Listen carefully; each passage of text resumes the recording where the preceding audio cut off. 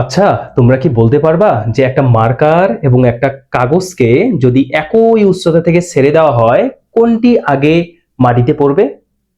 Exact! অবশ্যই মার্কারটা কাগজটার আগেই মাটিতে পড়বে। কিন্তু তোমরা কি কখনো ভেবে দেখেছো যে এই ঘটনাটা কেন ঘটে? তাহলে চলো একটা এক্সপেরিমেন্ট দেখে আসি আগে।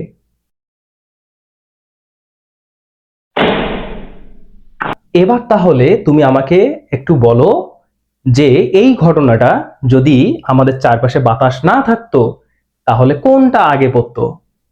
তবে এই ঘটনাটা কেন ঘটে সেটা কি তোমরা জানো?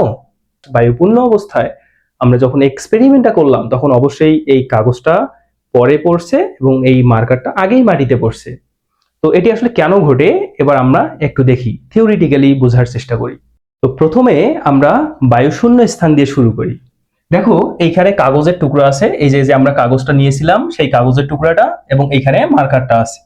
তো দুইটাকে যখন একসাথে ছেড়ে দিব তো বায়ুশূন্য স্থানে কি ঘটনা ঘটতো? বায়ুশূন্য স্থানে এই দুটাই কিন্তু একই সাথে মাটিতে পড়তো। এবং কেন পড়তো এই জিনিসটা আমরা চলো একটু দেখি। এই যে মার্কারটা যে আছে, তোমরা তো জানো এখানে কার ভর বেশি হবে বলো তো? মার্কারের ভরটা বেশি এবং কাগজের টুকরার ভরটা কম। তার মানে আমরা যদি মার্কারের ভরটাকে ক্যাপিটাল এম ধরি এবং কাগজের টুকরার ভরটা স্মল এম ধরি, এটার ভর তো অনেক কম এবং এটার ভর অনেক বেশি। এই কাগজের টুকরার তুলনায় মার্কারের ভরটা অনেক বেশি। তো এই ভরটা যখন বেশি হবে তাহলে অভিকর্ষ বলটা এর অভিকর্ষ বল এফ, গ্র্যাভিটেশনাল ফোর্স, এইটা সমান আমরা কি লিখতে পারি? M G. এই অভিকর্ষ বলের মানটা অনেক বেশি হবে। ঠিক একইভাবে যদি কাগজের কথা বলি তাহলে কাগজের ভরটা অনেক কম এবং এর অভিকর্ষ যে বল সেই অভিকর্ষ বল এফ জিটা বা গ্র্যাভিটেশনাল ফোর্সটা কতটুকু হবে? স্মল এম ইন্টু জি, এতটুকু হবে। এবং এখানে ভরটা যেহেতু কম এবং এখানে ভরটা যেহেতু বেশি তাহলে এইখানকার বলটা বেশি হবে, এখানে ভর কম তাহলে এটার অভিকর্ষ বলটা কম হবে। তাই তো? তোমরা একটু দেখো তো যে এই যে মার্কারটা আছে এই মার্কারটার উপর কয়টা বল কাজ করতেছে? এক্সাক্ট জাস্ট একটা বল। সেটা কোনটা? অভিকর্ষ বল। তাহলে এখানে মার্কারটার তো একটা নিট বল থাকবে, সেই নিট বলটা কত হবে? এই নেট ফোর্সটা বা নেট বলটা হবে এফ নেট ইকুয়াল কার সমান? এম জি এর সমান। এই জাস্ট একটা বল, তাহলে ওই বলটাই হবে নেট বল, তাই না? এবং আমরা জানি নেট ফোর্স বা নেট বল মানে আবার কি লেখা যায়? বস্তুর ভর ইন্টু তার ত্বরণ। এইখান থেকে দেখো দুই দিকের ভর ভর ক্যান্সেল, তাহলে এখান থেকে জি সমান আমরা কি পাইলাম? এ পাইলাম। এবং এক্সাক্ট এখানে যে ত্বরণে সে পড়তেছে সেটা কত ত্বরণে? জি এর সমান ত্বরণে। এবার আসি কাগজের ক্ষেত্রে। দেখো কাগজের উপরেও তো ভাইয়া একটা বল কাজ করতেছে, তাহলে এইটা নিট বল আমরা কি লিখতে পারি? এফ নিট ইকুয়াল এই একটা বলেই এম জি। আবার এটা সমান আমরা আবার কি লিখতে পারি বলতো? এই নেট ফোর্স মানে আবার এই বস্তুর ভর কিন্তু এই বস্তুর নিজস্ব ত্বরণ, তাহলে এইটার ভর এম, এটার নিজস্ব ত্বরণ এ। তাহলে এইখান থেকে আমরা লিখতে পারি যে এম জি সমান স্মল এম এ। তাহলে স্মল এম বাদ ক্যান্সেল হয়ে গেল, তাহলে থাকবে কি? জি সমান এ। দেখো এই বস্তুটা যদিও এর ভর কম কিন্তু তবুও সে এই জি ত্বরণেই পড়তেছে। এবং এই কারণেই দেখো দুইটাই জি ত্বরণে পড়তেছে, এই বস্তুটা মার্কারও জি ত্বরণে পড়তেছে এবং কাগজটাও জি ত্বরণে পড়তেছে। এটা এখানে ভরের উপর কোনো ডিপেন্ড করতেছে না। এবং এই কারণেই দুইটা বস্তু একই সময়ে একই দূরত্ব অতিক্রম করতেছে। তো এবার আমরা বায়ুপূর্ণ স্থানে দেখি কি ঘটনা ঘটতেছে। আচ্ছা বলো, এই যে বায়ুপূর্ণ স্থানেও এটা তো একটা অভিকর্ষ বল আছে। এই মার্কারটার ভর যদি ক্যাপিটাল এম হয় এবং এটার ভর যদি স্মল এম হয় তাহলে বলো তো এইটার অভিকর্ষ বল কত হবে? Capital M G. এবং এইটার অভিকর্ষ বল কতটুকু হবে? কাগজটার স্মল এম জি। এবং কাগজটার ভর যেহেতু কম তাহলে অভিকর্ষ বলটাও কম হবে। এবং মার্কারটার ভর যেহেতু বেশি, তাহলে অভিকর্ষ বলটাও বেশি হবে। তো এইবার আমরা দেখি এখানে কি কাগজ এবং মার্কারের উপর একটা বলেই কাজ করতেছে? না, এখানে একটা বল কাজ করতেছে না। এবার এবার যেহেতু বায়ু পূর্ণ স্থানে আছে, তার মানে বায়ুর যে বাতাসের যে কণাগুলো আছে, এই যে বাতাসের যে কণাগুলো আছে, এটা পড়ার সময় বাতাসের যে কণাগুলো আছে, বাতাসের যে কণাগুলো আছে, এটা যখন পড়বে বাতাসের কণাগুলো তাকে, বাতাসের কণাগুলোর সাথে সে সংঘর্ষে লিপ্ত হবে এবং বাধার তৈরি হবে।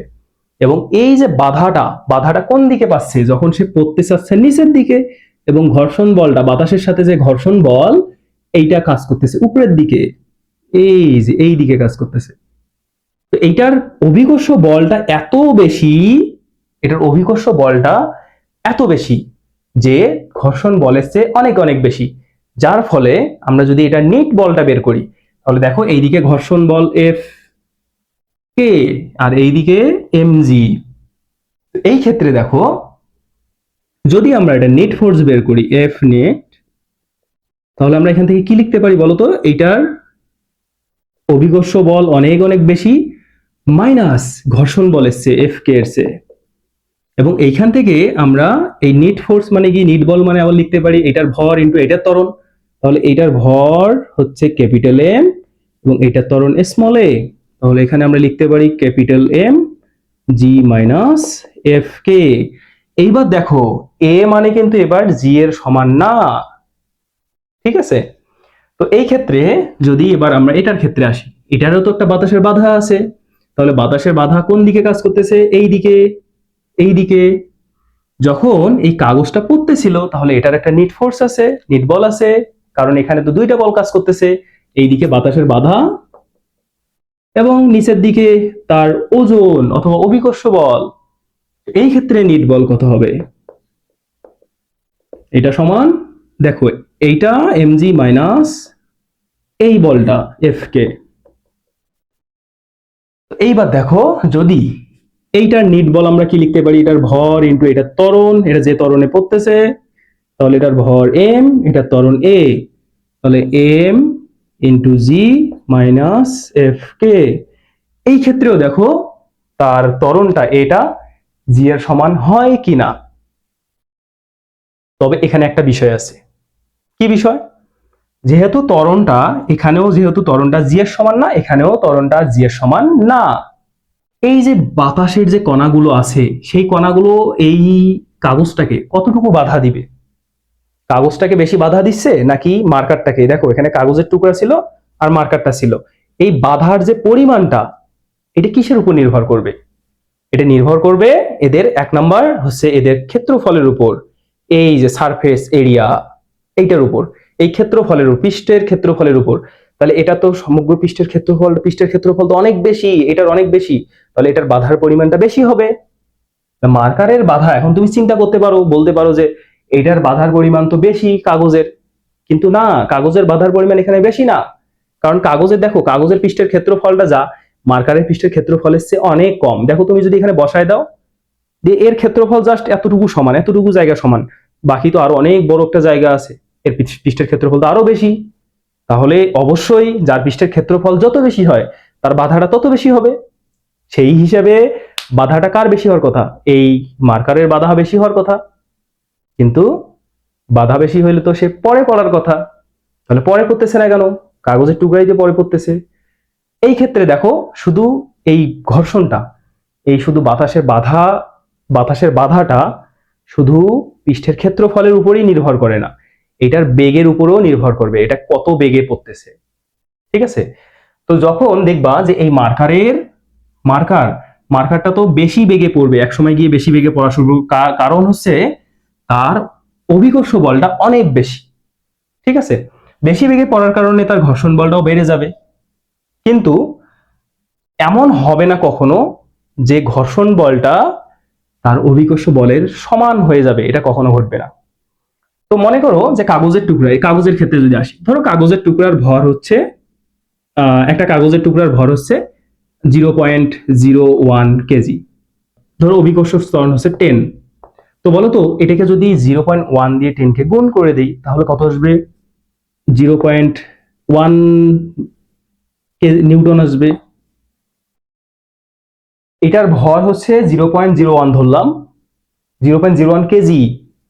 আর এইটার অভিকর্ষ ত্বরণ, এই জায়গার অভিকর্ষ ত্বরণ ধরলাম, এখানকার অভিকর্ষ ত্বরণ হচ্ছে 10 মিটার পার সেকেন্ড স্কোয়ার। তাহলে এইবার আমাকে বলো তো এটার ওজন কত হবে, বা এটার অভিকর্ষ বল কত হবে? 0.1 নিউটন হবে। এখন যদি এমন হয় যে বাতাসের বাধাটাই 0.1 নিউটনের সমান হয়ে গেছে, তখন কি ঘটবে বলতে পারবা তুমি? যে বাতাসের বাধাটা যদি 0.1 এর সমান হয়ে যায়, অর্থাৎ এই জিনিসটা যখন পড়া শুরু করবে তখন এটার ঘর্ষণ বলের পরিমাণ আস্তে আস্তে আস্তে আস্তে বাতাসের সাথে বাধাটা বাড়তে থাকবে।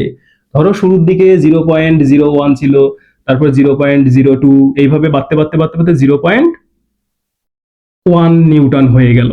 যত নিচের দিকে পড়তেছে তত বাতাসের বাধা বাড়তেছে, কারণ নিচের দিকে যত পড়বে, প্রথমের দিকে ত্বরণে পড়তেছিল, বেগ বাড়তেছিল, বেগ বাড়লে বাতাসের বাধাটাও বাড়বে, বাধা যত বাড়বে আস্তে আস্তে বাধাটা 0.1 নিউটনে পৌঁছে গেছে।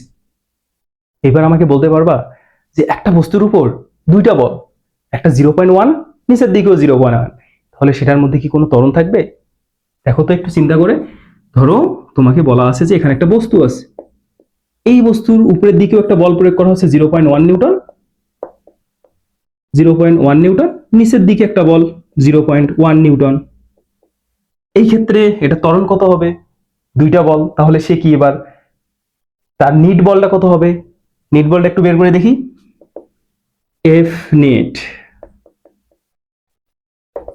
0.1 মাইনাস 0.1, তার মানে নেট বল হচ্ছে 0 নিউটন। নিট বলটা যদি 0 নিউটন হয় তাহলে নিট ত্বরণ কত? নিট ত্বরণটা 0 হবে, কারণ এফ নিট মানে হচ্ছে এম ইন্টু এই বস্তুর ত্বরণ, এটা সমান 0, তাহলে এ সমান এখানে কি আসবে? 0। নিট ত্বরণটাও 0, যদি ত্বরণ না থাকে তাহলে সে কিভাবে পড়বে? সমবেগে পড়া শুরু করবে, অর্থাৎ এইখানে আর তার বেগ বাড়বে না। ঠিক আছে, কিছুক্ষণ পর এই কাগজের টুকরা শুরুর দিকে তার যে ওজনটা, তার অভিকর্ষ ত্বরণটা, তার যে অভিকর্ষ বলটা ছিল, সেই বলটা যখন পড়া শুরু করছে তার কিছুক্ষণের মধ্যে গিয়ে তার ঘর্ষণ বলের সমান হয়ে যায়। এবং এই কারণেই দুইটা বল যখন সমান হয়ে যায় তখন তাদের নেট বলটা 0 হয়ে যায়। নেট বল 0 হওয়া মানে এই বস্তুটার ত্বরণটাও 0, নেট ত্বরণ 0 মানে এই জিনিসটা তখন সমবেগে পড়া শুরু করে। আর সমবেগে পড়লে তো আর বেগ বাড়বে না, যার ফলে সময়টা বেশি লাগে এবং এই জিনিসটা পরে পড়ে। কিন্তু এইটার ক্ষেত্রে যখন আসি, দেখো এটার ওজন, এটা তো মার্কারটা অনেক বড় ছিল, তার মানে এটার ওজন ধরো এটার ভর ছিল, যদি ধরো এটার ভর হচ্ছে 500 গ্রাম, ধরো 500 গ্রাম মানে 0.5 কেজি, এবং এটার অভিকর্ষ ত্বরণ কিন্তু 10, তার মানে ইন্টু 10, তাহলে এটার ওজন ছিল কত বলতো? 5 নিউটন। এবং এইখানে এটার ওজন নিচের দিকে 5 নিউটন, বাট বাতাসের বাধা তো আস্তে আস্তে আস্তে বাড়তেছে। বাতাসের বাধা ধরো প্রথমে 0.01 ছিল, তারপর 0.02 ছিল, তারপর এইভাবে বাড়তে বাড়তে বাড়তে বাড়তে শেষ পর্যন্ত দেখা যাবে যে বাতাসের বাধা 5 নিউটনে কখনোই পৌঁছাবে না। তার মানে যদি 5 নিউটনে না পৌঁছায়, এই দিকের বাধাটা কম, ধরো এই বাধাটা একসময় গিয়ে 2 নিউটনও হয়ে গেল, সর্বশেষ মনে করো 2 নিউটন হয়ে গেছে, তাহলে তবুও তো তার একটা, এখানে যদি নেট বল বের করি এফ নেট, তাহলে এইদিকে 5 নিউটন মাইনাস 2 নিউটন, তার মানে 3 নিউটন থাকতেছে, এটার একটা বল থাকতেছে। আর নেট বল মানে কি? এটার ভর ইন্টু এটা ত্বরণ, এটার ভর হচ্ছে 0.5 কেজি এবং এটার নেট বল তাহলে পাইলাম 3 নিউটন। তাহলে এখান থেকে একটা ত্বরণ পাবো না, এবার ত্বরণ থাকবে। তো এই ক্ষেত্রে দেখো এই বস্তুটা ত্বরণে পড়বে, এটা ত্বরণ থাকবে, এটার কখনো সমবেগে পড়বে না। কিন্তু কাগজের টুকরাটা একসময় গিয়ে তার বেগটা সমবেগ হয়ে যাবে, বেগটা বৃদ্ধি পাবে না। এই কারণে ঠিক ঠিক ঠিক ঠিক এই কারণেই এই কাগজের টুকরাটা পড়তে সময় বেশি লাগে এবং এই মার্কারটা পড়তে সময় কম লাগে, কারণ এটার বেগ বৃদ্ধি পায়। এটার বেগ আস্তে আস্তে, যখন এটার বেগ প্রথমের দিকে বাড়ে, বাট যখন এটা প্রান্ত বেগে চলে যায় তখন আর বেগ এটা বাড়ে না, তখন হচ্ছে ওই সমবেগে সে নিচের দিকে পড়া শুরু করে। যার ফলে এখানে সময়টা এই কাগজের টুকরার জন্য পড়তে বেশি সময় লাগে এবং মার্কারের জন্য পড়তে কম সময় লাগে।